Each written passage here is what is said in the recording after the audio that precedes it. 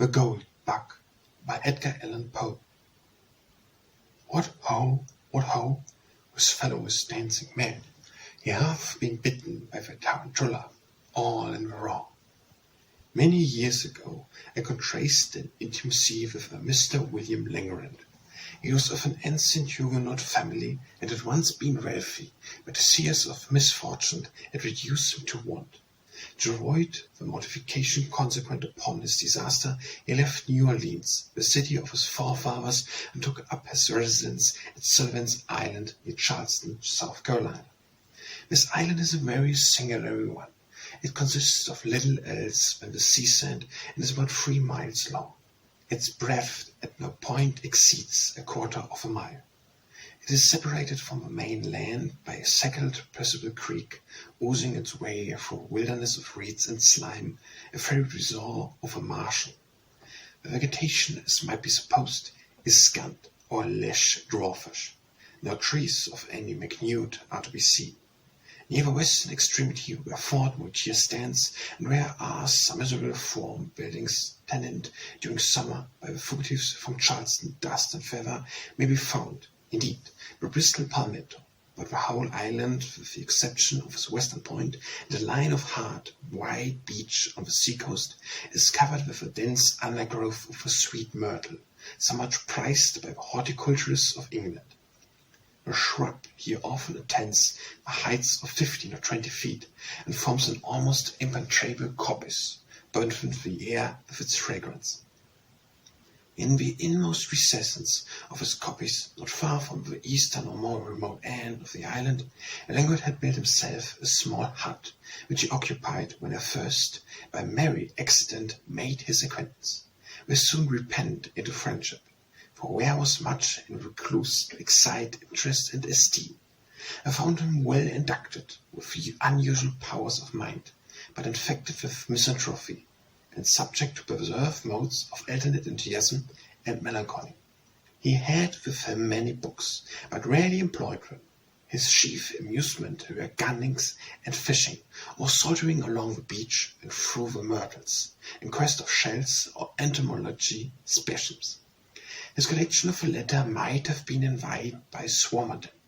In these excursions he was usually accompanied by an old Jupiter, who had been occupied before the reserves of the family, but who could be induced neither by threats nor by promises.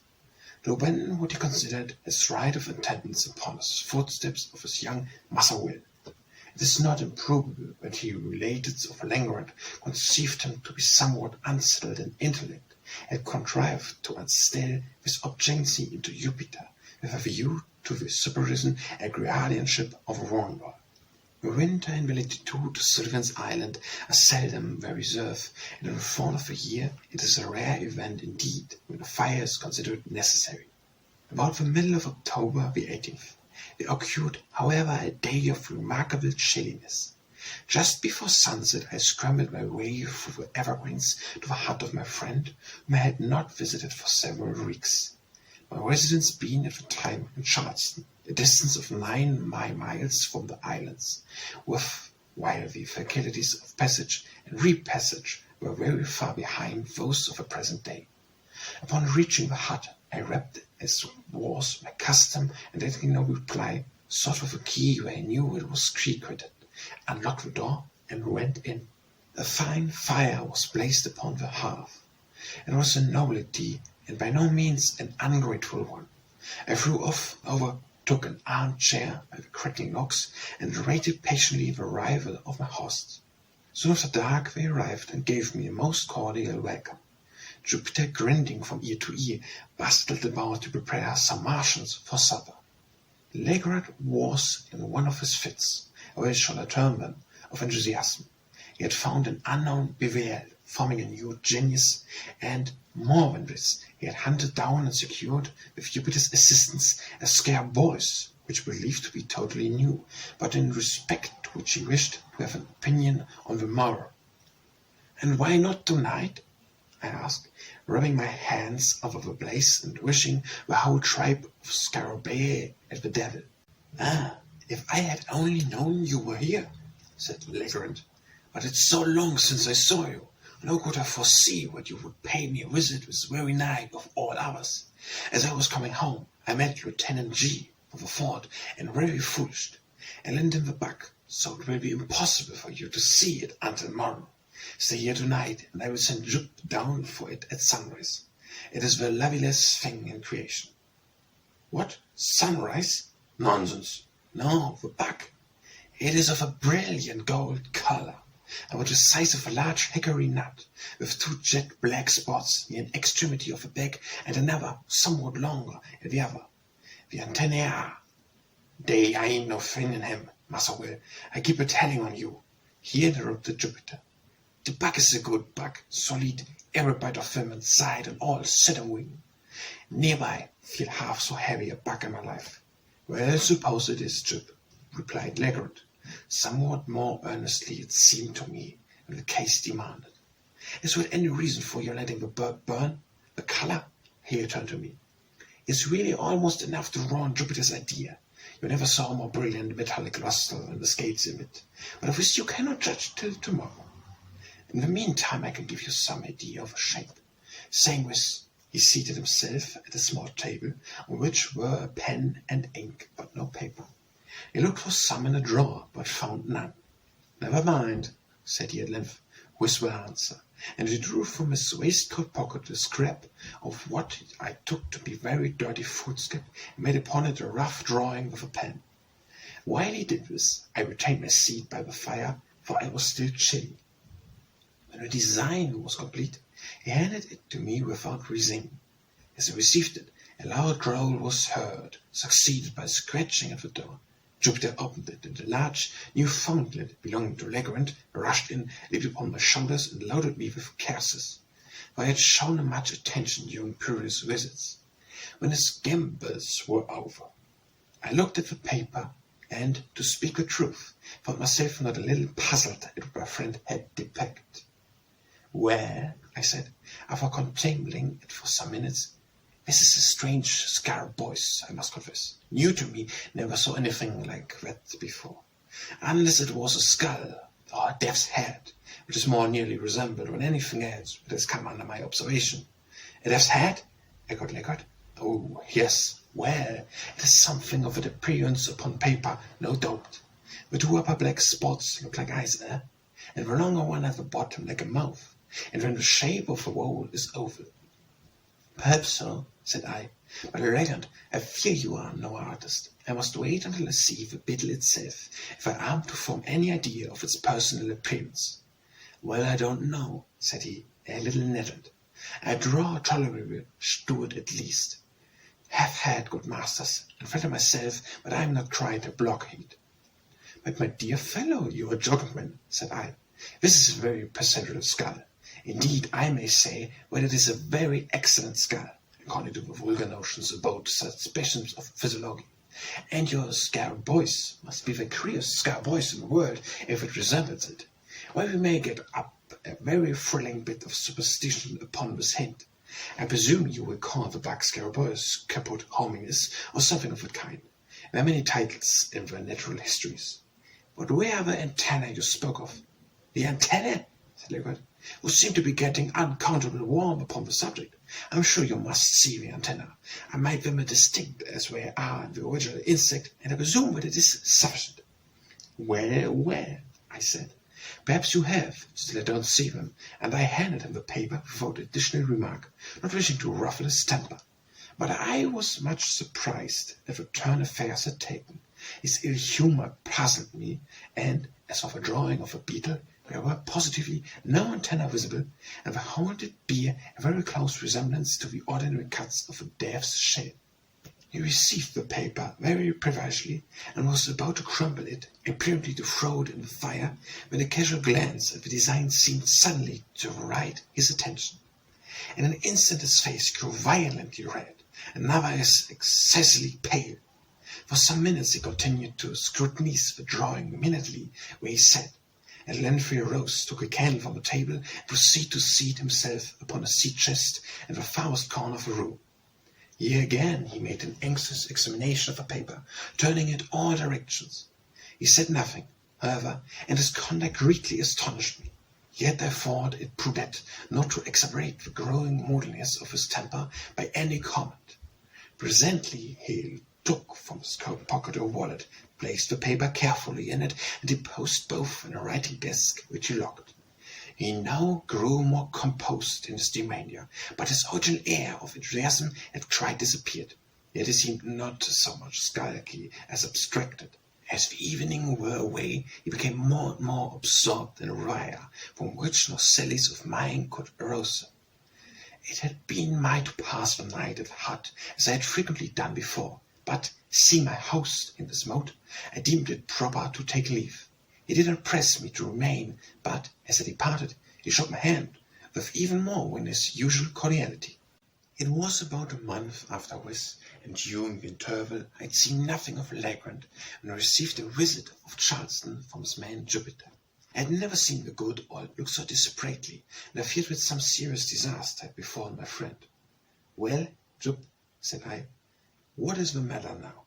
How is your master?" "Well, to speak the truth, massa, he not so very well as he mouth be." "Not well, I am truly sorry to hear it. What does he complain of?" "Ah, that's it. He never plain of nothing. But I'm very sick for all that." "Very sick, Jupiter? Why didn't you say so at once?" "Is he confined to bed?" "Nah, that he ain't. He ain't fine nowhere. That's just why he's so pinched. My mind has got to be very heavy about poor Massa Will." "Jupiter, I should like to understand what it is you are talking about. You say your master's sick.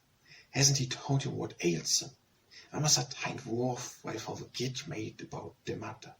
Massa will say nothing at all ain't the matter with him, but when what make him go about looking this here way, with he head down and these soldiers up, and as wild as he goes. And then he keep a siphon all the time." "Keeps a what, Jupiter?" "Keeps a siphon with the figures on the slat, the queerest figures I ever did see. He's getting to be sick, I tell you. I've got to keep mightily tight eye upon him novels. T'other day he gave me slip for the sun up, and was gone the whole of a blessed day. Had a big stick ready cut for to give him the good beating when he did come. But he's such a fool that I hadn't be heard of her. He looked so very poorly, what? Yes, for the whole I think we're better not to be so served with a poor fellow. Then flog him, Jupiter. He can't very well stand it. But can you form no idea of what has occasioned this illness, or rather this change of conduct? Has anything unpleasant happened since I saw you?" "No, massa, they ain't know nothing unpleasant since when. I thought and I feared. There was a berry though you was there." "Oh, what do you mean?"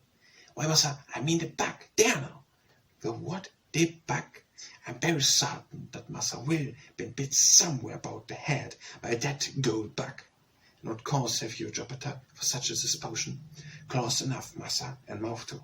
I never did see such a dread bug. He kick and he bite everything but come near him. Massa Will catch a fuss, but I had to let him go again mighty quick, I tell you.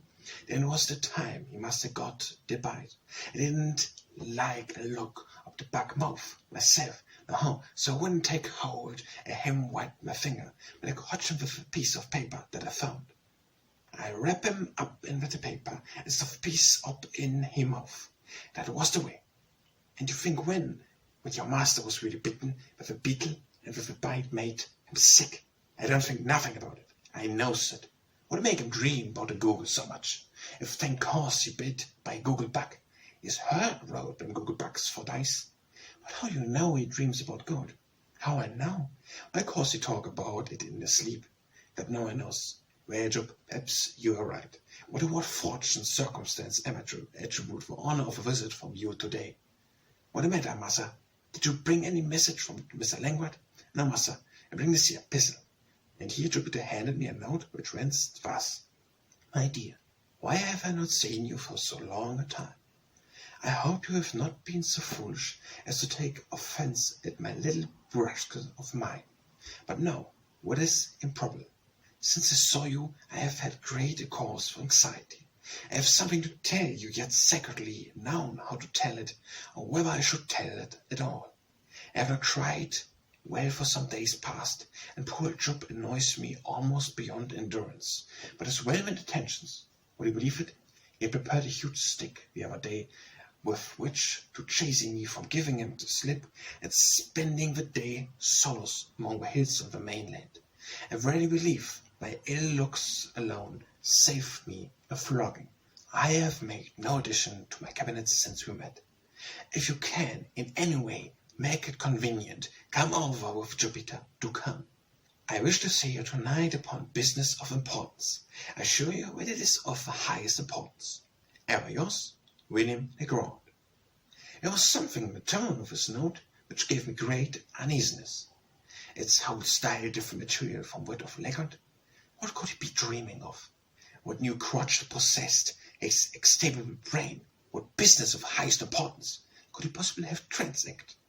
Jupiter's account of him boded no good, and endured less the continued pressure of misfortune had at length fairly unsettled the reason of my friend. Without a moment's hesitation, therefore, I prepared to accompany. Upon reaching the raft, I noticed the sketchy and 3 spades, all apparently new, lying in the bottom of the boat in which we were to embark. What is the meaning of all this, Jup? I inquired. The safe, massa, and spade. Very true, but what are we doing here? Him the thief and his spade what massa will suspend me buying of him in town. The devil own for of money I had to give her. But what in the name of all that is mysterious is your Massa Will going to do with sketches and spades? That's more than I know, and they will take me if I don't believe. There's more than he know too, but it's all come of the bug. Finding which no satisfaction was to be obtained of Jupiter, whose whole intellect seemed to be absorbed by the bug, and I stepped into the boat and made sail. With a fair and strong breeze, we soon ran into the little cove to the northward of Fort Moultrie, and a walk of some 2 miles brought us to the hut. It was about 3 in the afternoon when we arrived. Legrand had been awaiting us in eager expectation. He grasped my hand with a nervous empressement, which alarmed me and strengthened the suspicious alert entertained. His countenance was pale even to gazeless, and his deep-set eyes glared with unnatural lustre. After some inquiries respecting his health, I asked him, not knowing what better to say, if he had yet obtained the scout voice from Lieutenant Jean. Oh, yes, he replied, colouring violently. I got it from him the next morning. Nothing should tempt me to part with that scout voice. Do you know what Jupiter has cried right about it? In what way? I asked, with a sad foreboding at heart. And supposing it to be a bag of real gold. He said this with an air of profound seriousness, and I felt expressly shocked. This bucks is to make me fortune, he continued with a triumphant smile, to retain me and my family possessions. Is it any wonder when I prize it, since fortune has thought fit to bestow it upon me? I have only to use it properly, and I shall arrive at the gold of which it is in the index. Jupiter, bring me the scout voice. What about, massa? I'd rather not trouble the bug. You must get me for your own self. Herr von Legar arose with a grave and stately air, and brought me the beetle from a glass case in which it was enclosed. It was a beautiful scout voice, and at the time unknown to naturalize, of course, a great price in a scientific point of view. There were 2 round black spots near an extremity of the bag, and a long one near the other. The scale was exceedingly hard and glossy, with all the appearance of burnished gold. The weight of the insect was very remarkable, and, taking all things into consideration, I could hardly blame Jupiter for his opinion respecting it. But what to make of Legrand's agreement with that opinion, I could not, for the life of me, tell. I sent for you, said he, in a grandiloquent tone, when I had completed my explanation of the beetle. I sent for you that I might have your counsel and assistance in furthering the views of fate and of a bug. My dear Legard, I cried, interrupting him, you are certainly unwell, and had better use some little precautions. You shall go to the bed, and I will remain with you a few days, and we will get over this. Your feverish and feel my pulse, he said. I felt it, and to say the truth, found not the slightest indication of fever. But you may be ill, and yet have no fever. Allow me this once to prescribe for you. In the first place, go to bed, and the next. You're mistaken, he interposed. I am as well as I expected to be under the excitement which I suffer. If you really wish me well, you will receive this excitement. And how is this to be done? Very easily, Jupiter and myself are going upon the exhibition into the hills on the mainland, and in this exhibition we shall need the aid of some person whom we can confide. You know the only one we can trust. Whether you succeed or fail, the excitement which you now perceive in me will be equally allayed. I am anxious to regale you in any way, I replied. But do you mean to say that this infinite beetle has any connection with our expedition into the hills? It has. Legard, I can become a party to no such absurd proceeding. I am sorry, very sorry, for we shall have to try it by ourselves. Try it by yourself. The man shall be mad, but stay. How long do you propose to be absent? Probably all night. Should start immediately and be back at all events by sunrise. And will you promise me upon your honor that when this freak of yours is over and the back business, good God, settled to your satisfaction, you will then return home and follow my advice implicitly as that of your physician? Yes, I promise. And now let us be off, for we have no time to lose. With a heavy heart I accompanied my friend. We started about 4 o'clock. Legrand, Jupiter, the dog, and myself. Jupiter had with him the script and spades, the whole of which he insisted upon carrying, more through fear than from any excess of industry of complaint. His demon was dogged to the extreme, and that debug with the sole word which escaped his lips during the journey. For my own part, I had charge of a couple of dark lanterns, while Legrand contented himself with his guard boys, which he carried attached to the end of a bit of white cord, drilling it to and fro with the air of a conjurer as he went. When I observed this last plain evidence of my friend's implantation of mind, I could scarcely refrain from tears. I thought it best, however, to humour his fancy, at least for the present, or until I could adopt some more energetic measures with a change of success. In the meantime, I endeavoured all in vain to sound him in regard to the object of the exhibition.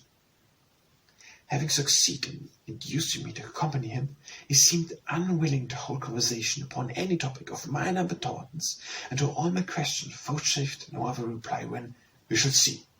We crossed the creek at the head of the island by means of a skiff, and scanning the high grounds on the shore of the mainland, proceeding in a northwestern direction through a tract of country excessively wild and desolated, where no trace of human footstep was to be seen.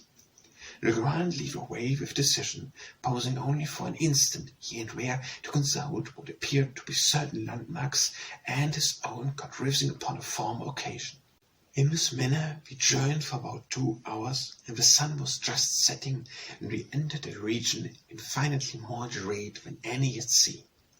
It was a species of a tableland near the summit of an almost inaccessible hill, densely wooded from base to pinnacle, and interspersed with huge cracks that appeared to lie loosely upon the soil, and in many cases were prevented from precipitation themselves into the yellows below, merely by the support of the trees against which we reclined.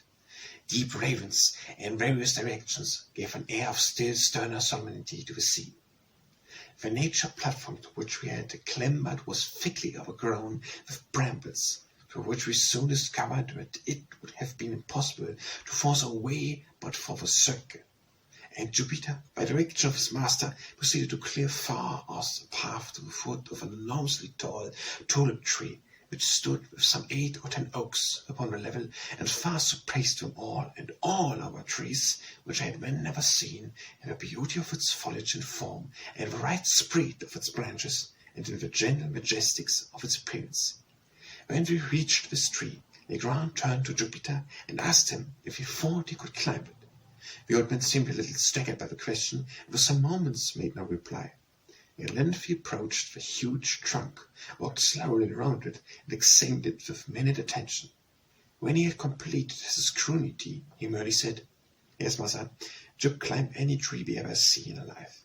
Run up with you as soon as possible, for it will soon be too dark to see what we are about." "How far must you go up, massa?" inquired Jupiter. "Get up the main track first, and then I will tell you which way to go.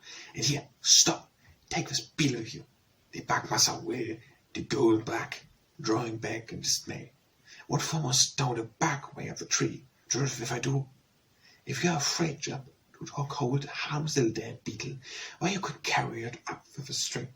But if you do not take it up with you in some way, I shall be under the necessity of breaking your head with a shovel.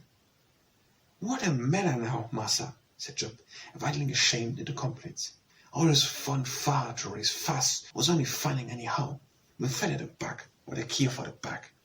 He took conscious hold of the extreme end of a string, and maintained the insect as far from his person as circumstances would permit, prepared to escape the tree. In youth, the tulip tree of Liriodendron tulipiferum, the most magnificent of American foresters, has a trunk peculiarly smooth and often raised to a great height without little branches.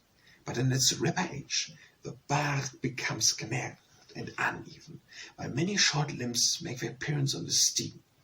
Thus the difficulty of extension in the present case lay more in semblance than in reality.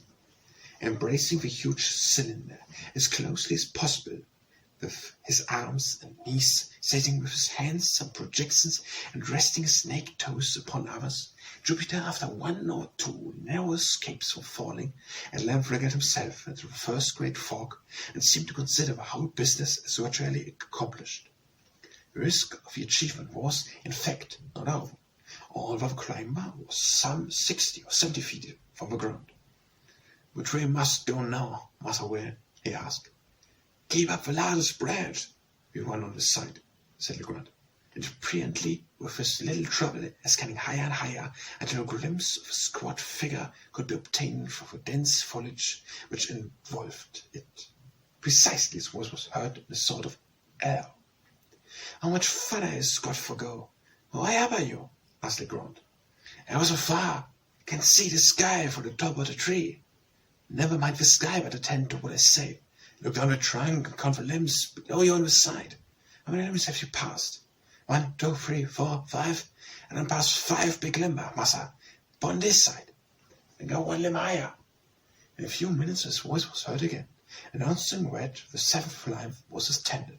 "Now, Jup," cried Legrand, evidently much excited, "I want you to work your way out upon that limb as far as you can. If you see anything strange, let me know."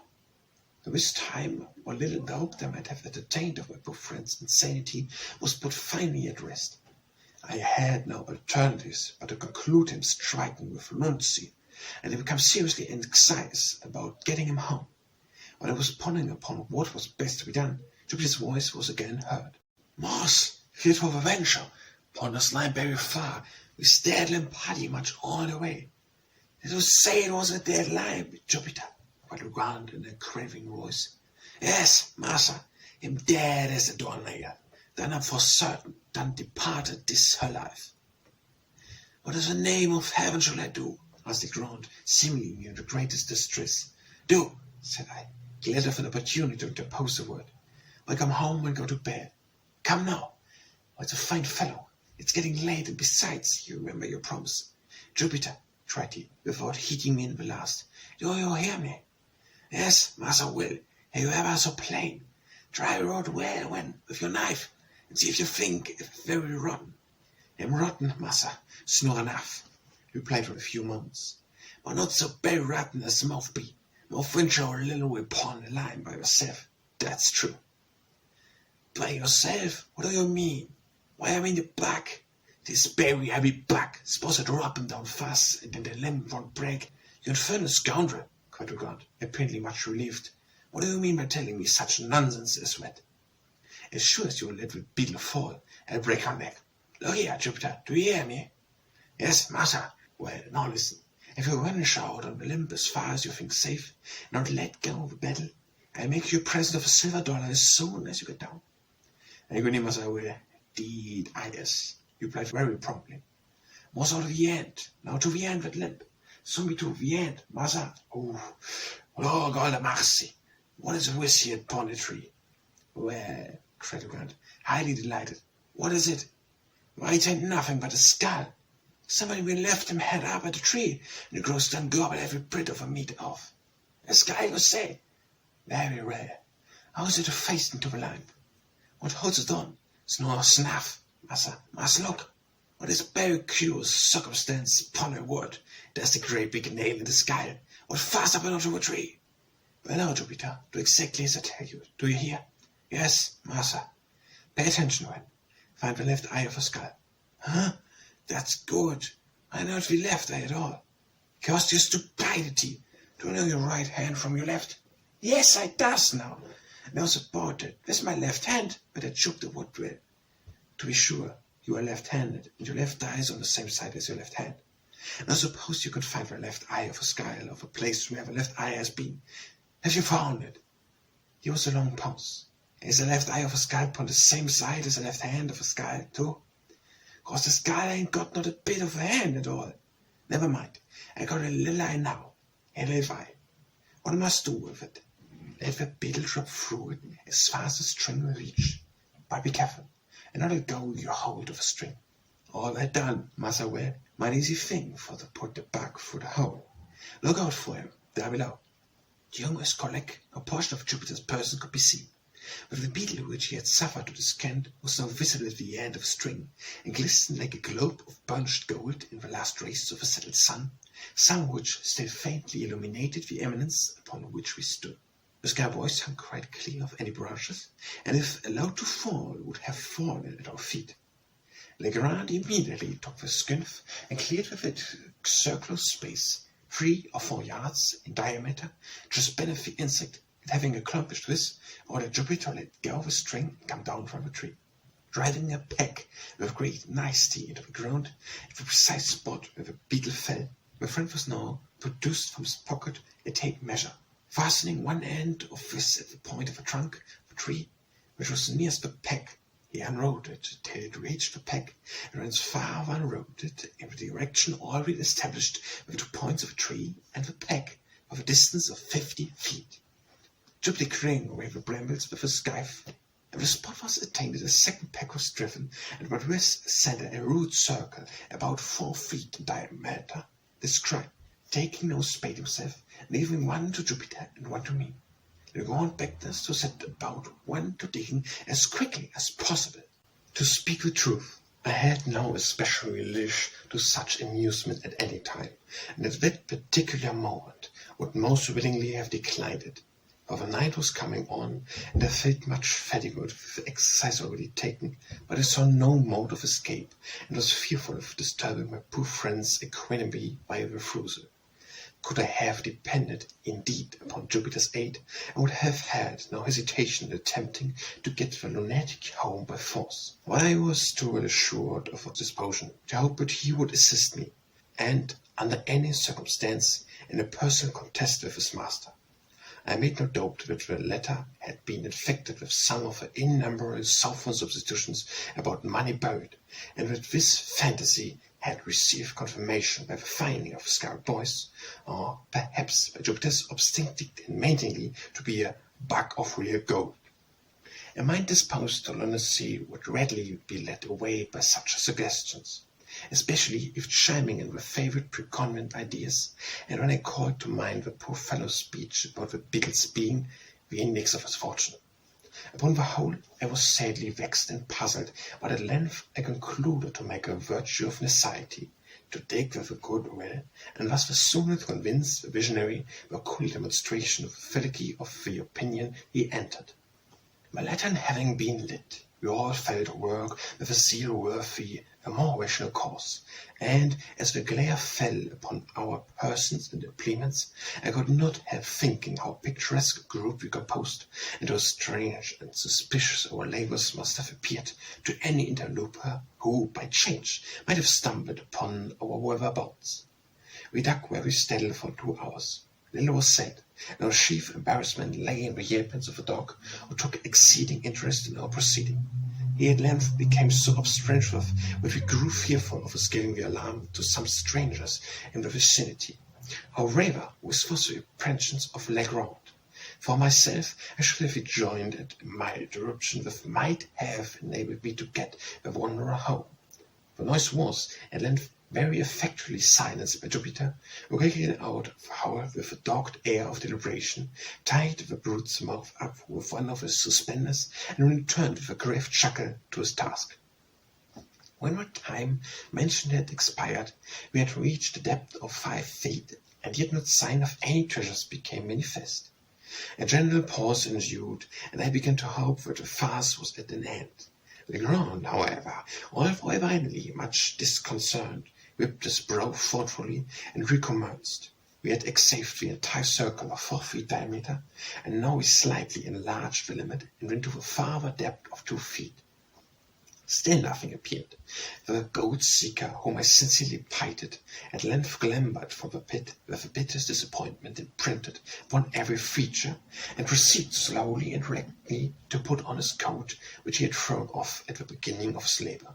In the meantime I made no remark. Jupiter, at a signal from his master, began to gather up his tools. This done, and the dog having been unmuzzled, we turned in profound silence towards home. We had taken, perhaps, a dozen steps in this direction, when, with a loud oath, Legrand strode up to Jupiter and seized him by the collar. Astonished, he opened his eyes and mouth to the fullest extent, let fall the spades, and fell upon his knees. "You scoundrel!" said Legrand, hissing out the serpents from between his clenched teeth. "You infamous villain!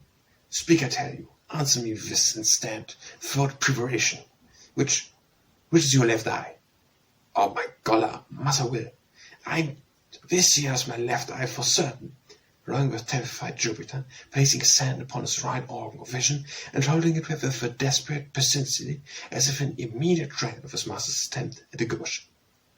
"I thought so. I knew it. Hurrah!"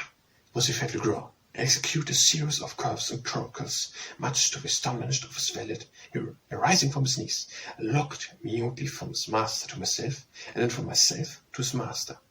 "Come, we must go back," said the latter. "The game's not up yet," and he again led the way to the tulip tree. "Jupiter," said he, when we reached its foot, "come here. Was the skull nailed to the limb with the face outwards, or the face to the limb?" "The face was out, massa, so that the crows could get at the eyes good, without any trouble." "Well, then, was it this eye, or that through which you let the beetle fall?" "Here." Legrand touched each of Jupiter's eyes. "It was this eye, massa, the left eye. This, as you tell me." And here it was his right eye indicated. "That will do, we must try it again." Here, my friend, about whose madness I now saw, or fancy that I saw, certain indications of method, removed the peg without marking the spot where the battle field, to a spot about 3 inches to the westward of its former position. Taking, now, the tape measures from the nearest point of the trunk to the peg, as before, and continue the extension in a straight line to a distance of 50 feet. A spot was indicated, removed by several yards from this point at which we had been digging. Around the new position a circle, somewhat larger than in the former instance, was now described, and we again set to work with the spades. I was dreadfully weary, but scarcely understanding what had occasioned the change in my thoughts. I felt no longer any great aversion from labour imposed. I had become most uncountable interested, and even excited. Perhaps there was something amid all the extravagant demeanour of Legrand, some air of forethought or of deliberation which impressed me. I dug eagerly, and now and then caught myself actually looking with something that very much resembled expectation for the fancied treasure, the vision of which had demanded my unfortunate companion. At a period when such vagaries of thoughts most fully possessed me, and when we had been at work perhaps an hour and a half, we were again interrupted by the violently howling of a dog. His uneasiness in the first instance had been evidently by the result of playfulness or caprice, but he now assumed a bitter and serious tone. Upon Jupiter's again attempting to muzzle him, he made furious resistance, and leaping into the hole, tore up the mould frenetically with his claws. In a few seconds he had uncovered a mass of human bones, forming 2 complete skeletons, intermingled with several buttons of metal, and would appear to the dust of declining wood. One of the 2 strokes of a spade abrupted the blade of a large Spanish knife, and as we dug farther, 3 or 4 loose pieces of gold and silver coin came to light. At sight of these, the joy of Jupiter could scarcely be restrained, but the countenance of his master wore an air of extreme disappointment. He urged us, however, to continue our extraction, and the words were hardly uttered when I stumbled and fell forward, having caught the two of my boat in a large ring of iron that lay half buried in the loose earth. We now worked in earnest, and never did I pass 10 minutes of more intense excitement. During this interval we had fairly unearthed an oblong chest of wood, which, from its perfect preservation and wonderful hardness, had plainly been subjected to some mineralizing process, perhaps that of a bichloride of mercury. This box has 3 feet and a half long, 3 feet broad, and 2.5 feet depth. It was firmly secured by bands of wrought iron, rated and forming a kind of threads work over the whole. On each side of the chest, near the top, were 3 rings of iron, 6 in all, by means of which a firm head could be obtained by 6 persons. Our utmost united endeavor served only to disturb the coffer very slightly in its bed. We at once saw the impossibility of removing so great a weight, and luckily the so faced into the lid closing of 2 sliding bolts. We drew back, trembling and panting with anxiety. In an instant, a treasure of incalculable value lay gleaming before us. As the rays of the lanterns fell from the pit, there flashed upwards from a confusing heap of gold and the jewels, and glow and glare that absolutely dazzled our eyes. I should not pretend to describe the feeling with which I gazed. Amazement was, of course, predominant. Legrand appeared exhausted with excitement and spoke very few words. Jupiter's countenance wore for some minutes as deadly a pallor as it is possible if the nature of things is steamed, stupefied, thunder-stricken, presently fell upon his knees in the pit, and bearing his naked arms up to the elbows in gold, and let them there remain, as if enjoying the luxury of a bath. At length, with a deep sigh, he exclaimed, as if in a soliloquy, "And this all come up the gold bug, the pretty gold bug, the poor little gold bug who's supposed with savage kind of style. Ain't you ashamed of yourself?" answered my dad. It became necessary at last that I should arouse both master and valet to the expedience of removing the treasure. It was growing late, and it behooved us to make exertion, or we might get everything horsed before daylight. It was difficult to say what should be done, and much time was spent in deliberation, so confused were the ideas of all. We finally lightened the box by removing 2/3 of its contents, and we were enabled with some trouble to raise it from the hole. The articles taken out were dismounted among the brambles, and the dog left to guard them, with strict orders from Jupiter never, upon any pretence, to stir from the spot, nor to open his mouth until our return.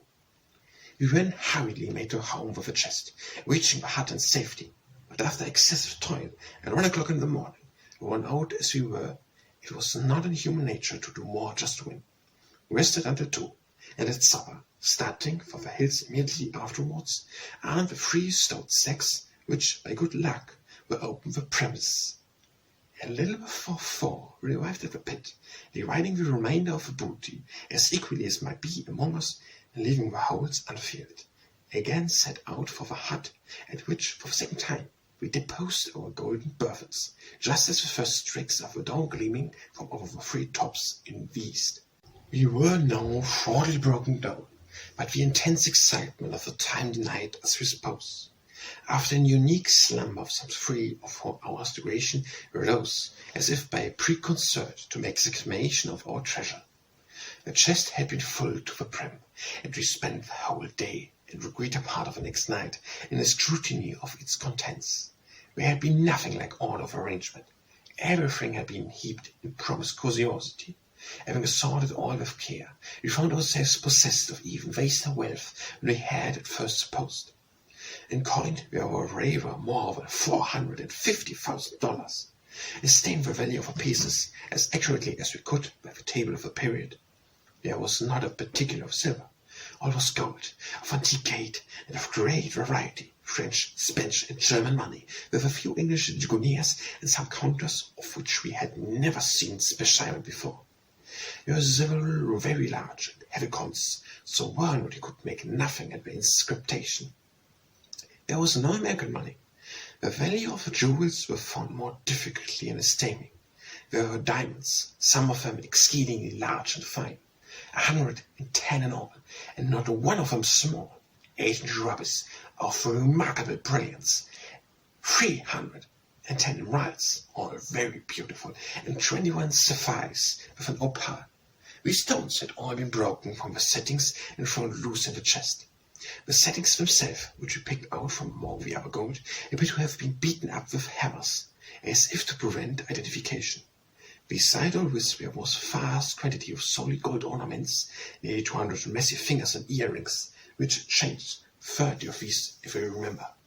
83 very large and heavy crucifix, 5 gold scissors of great value, a prodigious gold bunch bowl ornamented with richly chased vinyls, and Bacchalian figures, with 2 sword handles exquisitely embossed, and many other small articles which I cannot recollect. The weight of these values exceeded 350 pounds averageously, and in this estimate I have not included 197 superb gold watches, 3 of the number being worth each $500 if one. Many of them were very old, and as timekeepers' values, the work having suffered more or less from corrosion, but all were richly jeweled and in case of great worth. We stained the entire contents of a chest at night at $1.5 million, and opened the suspense disposal of the drinks and jewel, a few being retained for our own use. It was found we had greatly undervalued the treasure. When at length we had completed our examination, and the intense excitement of the time had, in some measure, subsided, Geronimo saw that I was dying with impatience for solution of this most extraordinary riddle, entered into a full detail of all the circumstances connected with it. "You remember," said he, "the night when I handed you the roof sketch I had made of the Scarabaeus. You recollect also when I became quite vexed at you for insisting that your drawing resembled a death's head. When you first made this assertion, I thought you were jesting, but afterwards I called to mind the peculiar spots of the black of the insect, and admitted to myself that your remark had some little foundation in fact. Still the sneer of my graphic purpose irritated me, for I am considered a good artist, and therefore when you handed me the scrap of parchment, I was about to crumble it up and throw it angrily into the fire. "A scrap of paper, you mean?" said I. "No, I had much of the appearance of paper, and at first I supposed it to be such, but when I came to draw upon it, I discovered it at once to be a piece of very thin parchment. It was quite dirty, you remember? Well, as I was in the very act of crumbling it up, my glance fell upon the sketch at which you had been looking, and you may imagine my astonishment when I perceived, in fact, the figure of a death's head just where, it seemed to me, I had made the drawing of a beetle. For a moment I was too much amazed to think with accuracy. I knew that my design was very different in detail from this, although there was a certain similarity in general outline. Presently I took a candle, and seating myself into the other end of the room, proceeding to scrutiny the parchment more closely. Upon turning it over, I saw my own sketch open the reverse, just as I had made it.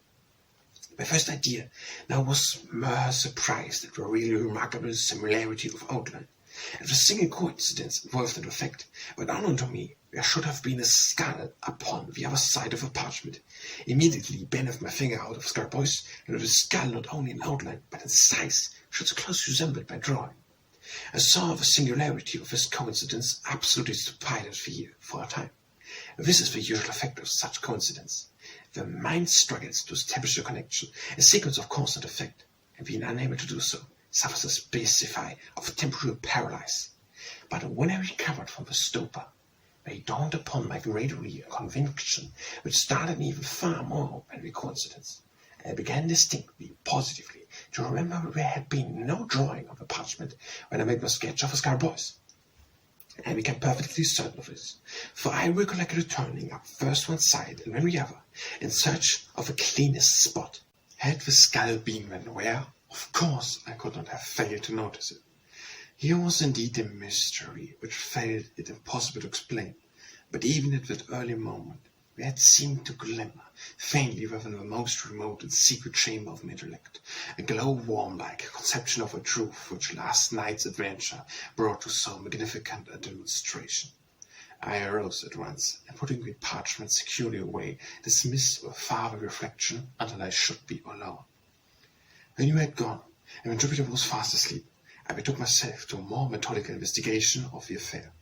In the first place, I considered the manner in which the parchment had come into my possession. The spot where we discovered the Scout boys was on the coast of the mainland, about a mile eastward of the island, and but a short distance above high water mark. Upon my taking hold of it, it gave me a sharp bite, which caused me to let it drop. Jupiter, with his accustomed caution, before seizing the insect which had flown towards him, looked about him for a leaf, or something of that nature, by which to take hold of it. It was at this moment that his eyes, and mine also, fell upon the scrap of parchment, which I then supposed to be paper. It was lying half buried in the sand, a corner sticking up. Near the spot where we found it, I observed the remnants of hull of what appeared to have been a ship's long boat. The wreck seemed to have been there for a very great while. The resemblance to the boat timbers could scarcely be traced. Well, Jupiter picked up the parchment, wrapped the bottle in it, and gave it to me. Soon afterwards he turned to go home, and on the way meet Lieutenant G. I showed him the insect, and he begged me to let him take it to the fort. On my consenting, he thrust it forthwith into his waistcoat pocket without the parchment in which he had been wrapped, and which I had continued to hold in my hand during his inspection. Perhaps he dreaded my changing my mind, and thought it best to make sure of the prize at once. You know how enthusiastic he is on all subjects connected with natural history. At the same time, without being consumed of it, I must have deposed the parchment in my own pocket. You remember that when I went to the table for the purpose of making a sketch of a beetle, I found a paper where it was usually kept.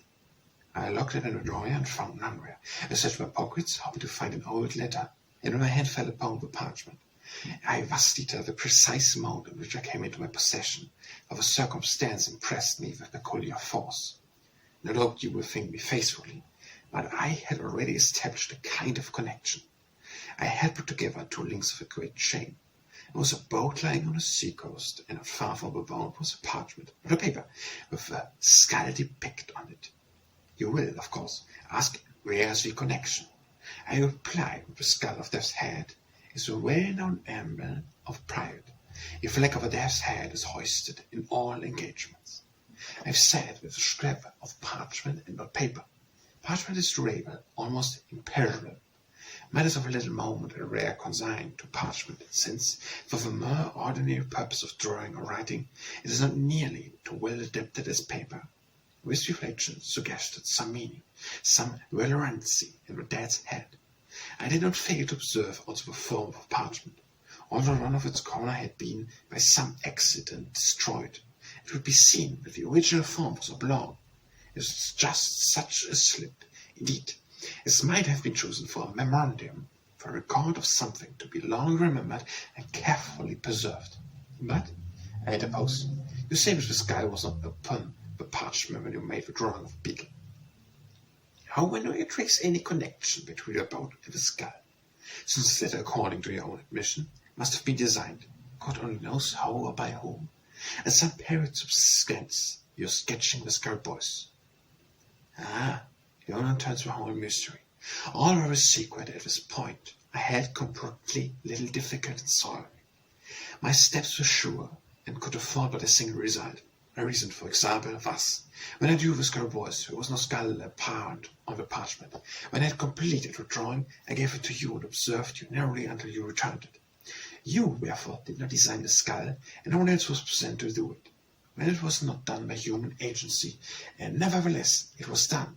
At this stage of my reflections, I endeavored to remember, and did remember, with entire distinctness, every incident which occurred about the period in question. The river was chilly, a rare and happy accident, and a fire was blazing on the hearth. I was heated with exercise and sat near the table. You, however, had drawn a chair close to the chimney, just as I placed the parchment in your hands, and as you were in the act of inspecting it, with the Newfoundland entered and leaped upon your shoulders. With your left hand you careless help and keep him off. By your right, holding the parchment, was permitted to fall silentless between your knees in close proximity to the fire. At one moment I thought the blaze had caught it and was about to caution you, but before I could speak, you had withdrawn it and were engaged in its examination.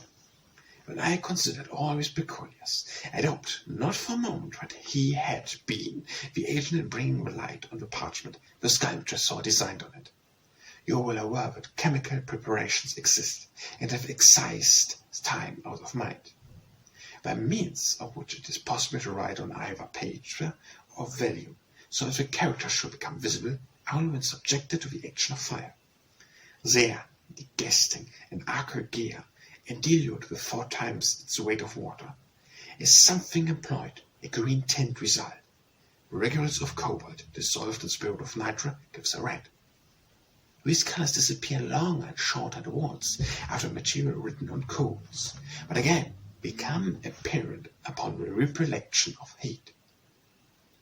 I now scrutinize the death's head with care. Its outward edges, the edges of a drawing nearest the edge of a vellum, were far more distinct than the others. It was clear that the action of a color had been imperfect or unequal. I immediately kindled a fire and subjected every portion of the parchment to a glowing heart. At first, the only effect was the strengthening of the faint lines of the skull, but on preserving in the experiment, they became visible at the corner of a slip, diagonally opposite to the spot in which the death's head was delineated, the figure of what I at first supposed to be a goat. A closer scrutiny, however, satisfied me that it was indeed for a kid. "Ha-ha," said I, "to be sure, I have no right to laugh at you. $1.5 million of money is too serious a matter for mirth. But you are not about to establish a third link in your chain. You will not find any especial connection between your pirates and goat. Pirates, you know, have nothing to do with goats.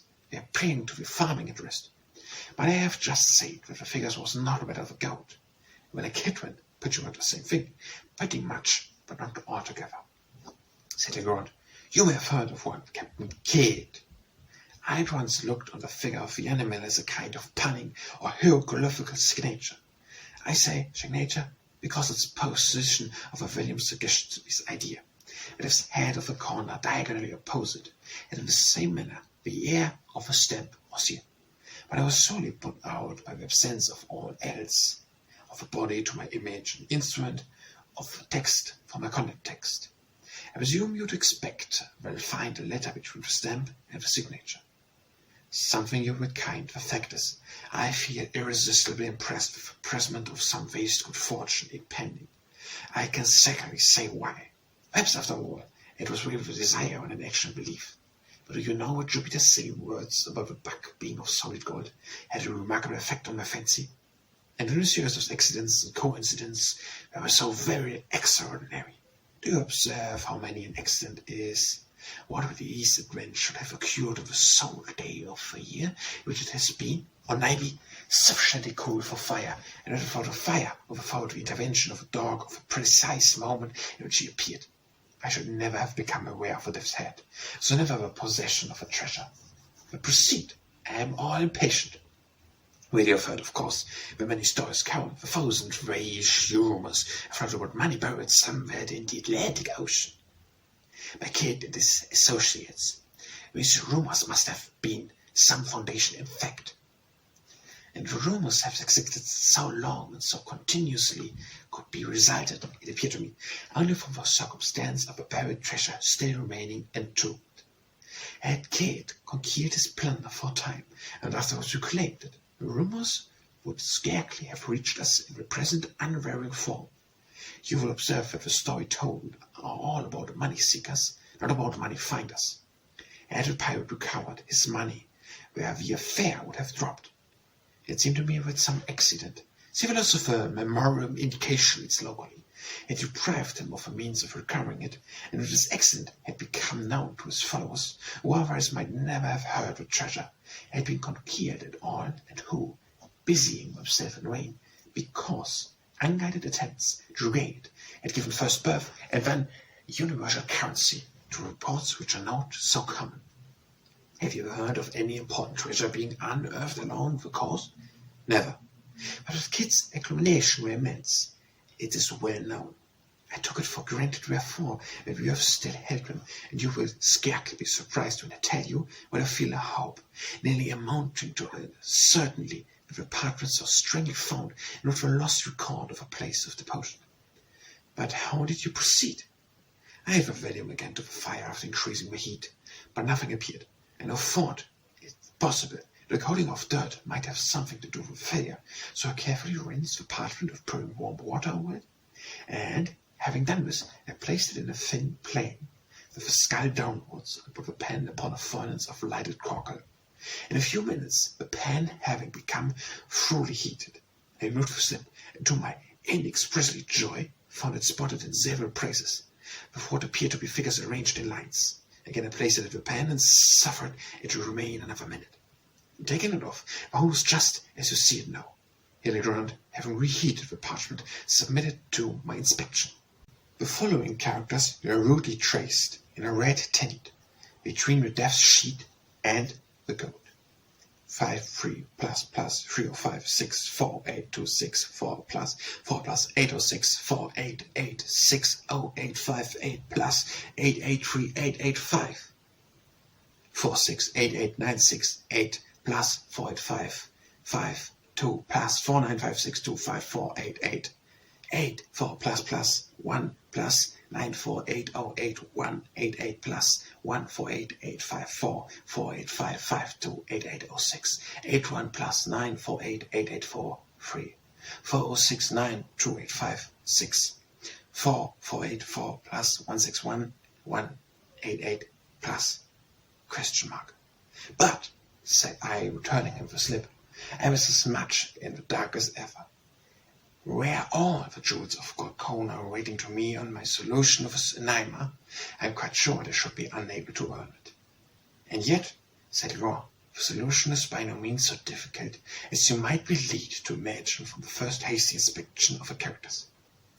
These characters, as anyone might readily guess from a cipher, that is to say, they convey a meaning. But when, from what is known of Kate, I could not suppose them capable of construction any of more abstruse graphics.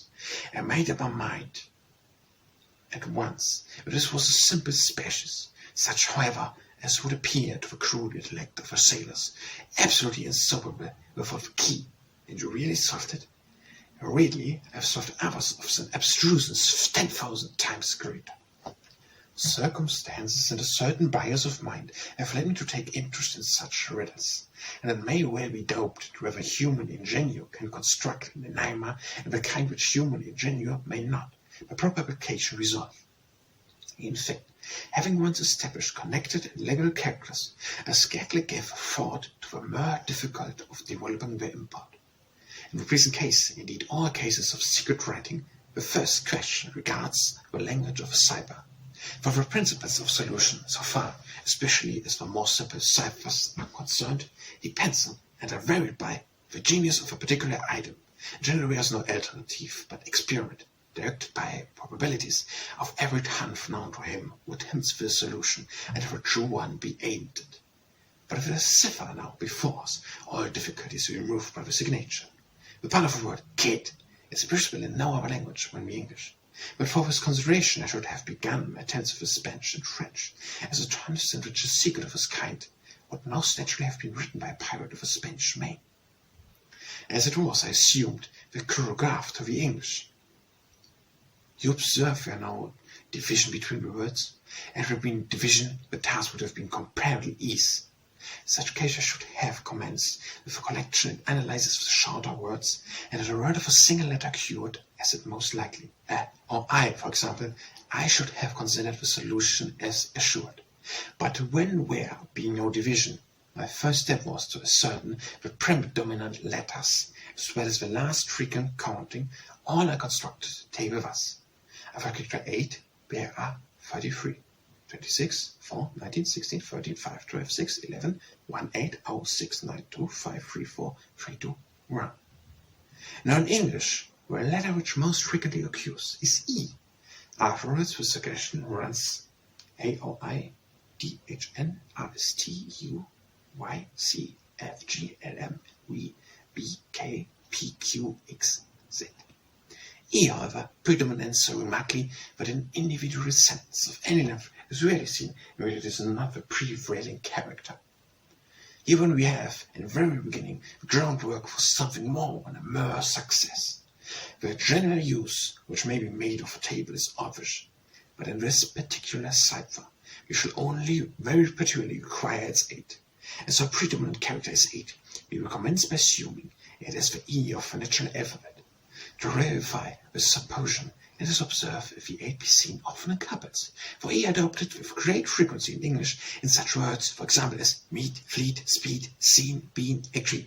In the present instance, we see it double less than 5 times, although the cryptographic is brief. Let us assume 8 when as E. Now of all words in the language, B is the most usual. Let us see, therefore, whether they are not receptions of any 3 characters in the same order of collocation, the last of them being 8. If we discover a repetition of such letters, so arranged, we will most probably present the word the. One inspection we find no less than 7 such arrangements, the character being 48. 48. We may therefore assume that the semicolon represents T, the 4 represents H, and that 8 represents E. The last being known, well confirmed. Thus, a great step has been taken, but having established a single word, we are enabled to establish a vastly important point, that is to say, several commencements and termination of other words. Let us refer, for example, to the last instance but one, in which the combination 48 occurs, not far from the end of the cipher. We know that the semicolon immediately ensuing the commencement of a word and of the 6 characters succeeding the. We are cognized of no less than 5. Let us see these characters down. Thus, by the letters we know what we represent, leaving a space for the unknown, I, E. Here we are enabled at once to discard the H, as forming a portion of a word commencing with the first T, since the experiment of the entire alphabet for a letter adapted to the vacancy, we perceive that no word can be formed of which this TH can be a part. We are thus narrowed into TE and can through the alphabet, if necessary, as before, we arrived at the word tree as the sole possible reading. We thus gain another letter R, representing by the words the tree in juxtaposition. Looking beyond these words for a short distance, we again see the combination 48 and employ it by way of termination to what immediately precedes. We have thus this arrangement: the tree, 4, 3, 4, the, or substituting the natural letters were known as read thus: the tree, were, the. Now if in place of the unknown character we leave blank space or substitute dots, we read with 3, were, the. When the word through makes itself evident at once. But this discovery gives us 3 new letters, O, U, and G, representing ? 3 and plus. Looking now narrowly for the cipher for combinations of known characters, we find not very far from the beginning of the arrangement 8388 or agree, which plainly is an inclusion of the word degree and gives us another letter, D, representing by 4 letters beyond the word degree. We perceive a combination 4688. Translating the known characters and representing the unknown by dots, as before, we read thus, re. An arrangement immediately suggests the word 13, and again furnished us 2 new characters, I and N, representing by 6 and. Referring now to the beginning of the ciphergraph, we find the combination 53 plus plus. Translating as before, we obtain good, which assures us that the first letter is A, and the first 2 words are A, good. To avoid confusion, it is now time that we arrange our key, as far as discovered in a tabular form. It will stand thus: 5 represents A, D, 4H, 6, I, N, plus O, R, D. We have therefore no less than 10 of the most important letters represented, and it will be unnecessary to proceed with the details of the solution. I have said enough to convince you that ciphers of this nature are really soluble and to give you some insight into the rationale of our development. But be assured that the specimen before us appears to the very simple species of ciphergraph. It now only remains to give you the full translation of the characters upon the parchment as unriddled. Here it is: a good glass in the Bishop's Hostel, in the Devil's Seat, 21 degrees and 13 minutes northeast, and by North Main, Bridge 17 limb east side shot from the left, eye of Death's Head, B line from the tree length to the shot 50 feet out. But, said I, the enigma seems still in as bad a condition as ever. How is it possible to extract a meaning from all this jargon about devil's seed, devil's sheet, and precious hostel? I confess, replied the grower, the matter still wears a serious aspect when regarded with a casual glance. My first endeavour was to divide the sentence into the natural division intended by the subrogatophist. You mean to mutate it? Something of that kind. But how was it possible to effect this? I have reflected that it had been a point of the writer to run his words together without division, so as to increase the difficulty of solution. Now a not over-acute man in purging such an object would be nearly certain to overdo the matter. Then, in the course of his composition, he arrived at a break in the subject which would narrowly require a pause or point. He would be exceeding apt to run his characters at this place and more than usual close together. If you will observe the MS at the present instance, you will easily detect 5 such cases of unusual crowding. Acting on this hint, I made the division thus: a good glass in the Bishop's hostel, in the Devils, 21 degrees and 30 minutes, of east and by north, main branch 70 on the east side shot for the left, eye of the devil's hand, a B line from which he threw a shot 50 feet out. Even this division, said I, leaves me still in the dark. It left me also in the dark, replied the girl, for a few days, during which I made diligent inquiry in the neighborhood of Sullivan Island, for any building which went by the name of Bishop's Hotel, for, of course, and with the opposite word hostel. Gaining no information on the subject, I was on the point of exceeding my spree of search, proceeding in a more domestic manner, when one morning it entered into my head, quite suddenly, that this Bishop's Hostel might have some reference to an old family of the name of Bezov, which time out of mind had possession of an ancient manor house about 4 miles to the northward of the island. I accordingly went over to the plantation and reinstituted my inquiries among the older of the place. At length one of the most aged of the women said that she had heard of such a place as Bezov Castle, and thought that she could guide me to it, but that it was not a castle nor a tavern, but a high rock. I offered to pay her well for her travel, and after some demur she consented to accompany me to the spot. We found it without much difficulty, when, dismissing her, I proceeded to examine the place. The castle consisted of an irregular assemblage of cliffs and rocks, one of the latter being quite remarkable for its height as well as for its insulated and artificial appearance. I clambered to its apex and felt much at a loss into what should be next done. When I was musing in reflection, my eyes fell upon a narrow ledge in the eastern face of the rock, perhaps a yard below the summit on which I stood. This ledge projected about 18 inches and was not more than a foot wide, while an inch in the cliff just above it gave it a rude resemblance to one of the hollow-backed chairs used by our ancestors. I made no doubt that here was the devil's seats due to the MS, and now I seemed to grasp the full secret of the riddle. The good glass I knew could have referred to nothing but a telescope. The word glass is rarely employed in other sense by seamen.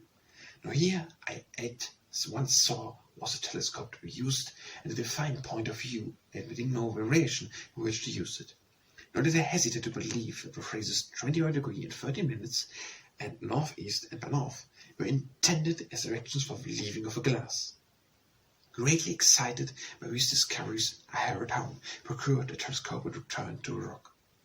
I myself down to the ledge, and found that it was impossible to retain a seat on it unless in one particular position. This had confirmed my preservation idea. I proceeded to use the glass. Of course, by 21 degrees and 30 minutes could allude to nothing but the duration about the visible horizon, since the horizon direction was clearly indicated by the words north, east, and by north.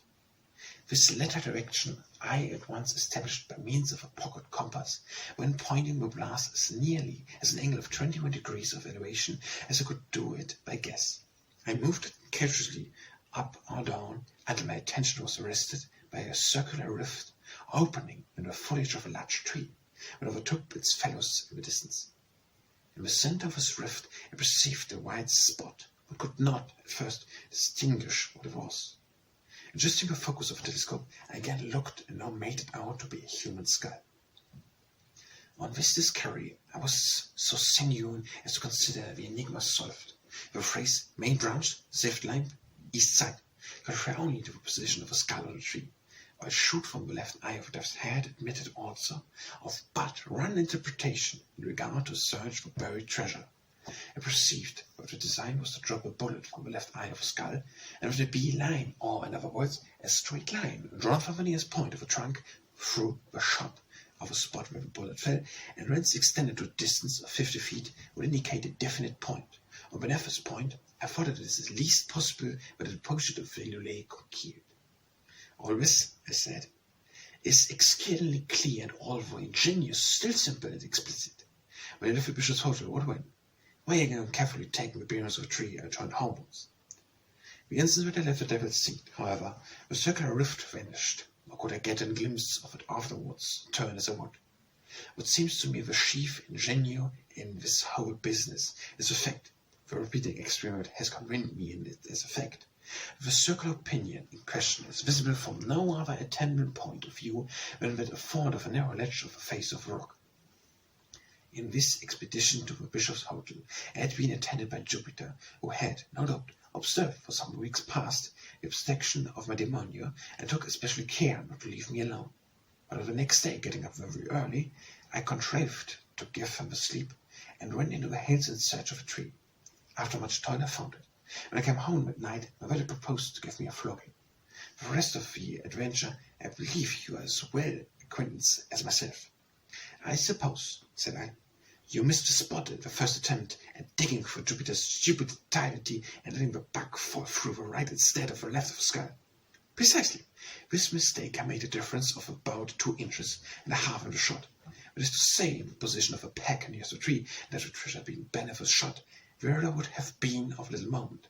But the shot, together with the nearest point of the tree, were merely 2 points for the establishment of a line of direction. Of course, the error, however, trivial in the beginning, increasing us as we proceed with the line, and by the time we had got 50 feet, threw us quite of a sense. But for my deep-seating convenience, the treasure was here, somewhere actually buried. We might have had all our labor in vain. I presume the fancy of a skull, of letting fall a bullet from the skull's eye, was a reason to kill by a piratical flag.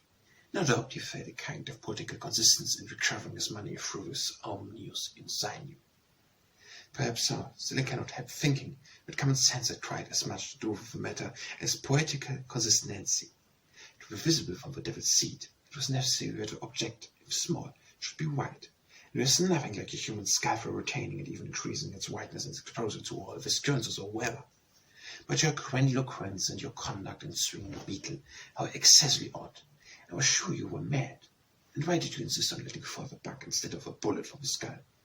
Why, to be frank, I felt somewhat annoyed by your evident suspicious touching your sanity, so resolved to punish you quietly, in my own way, by a little bit of sober mystification.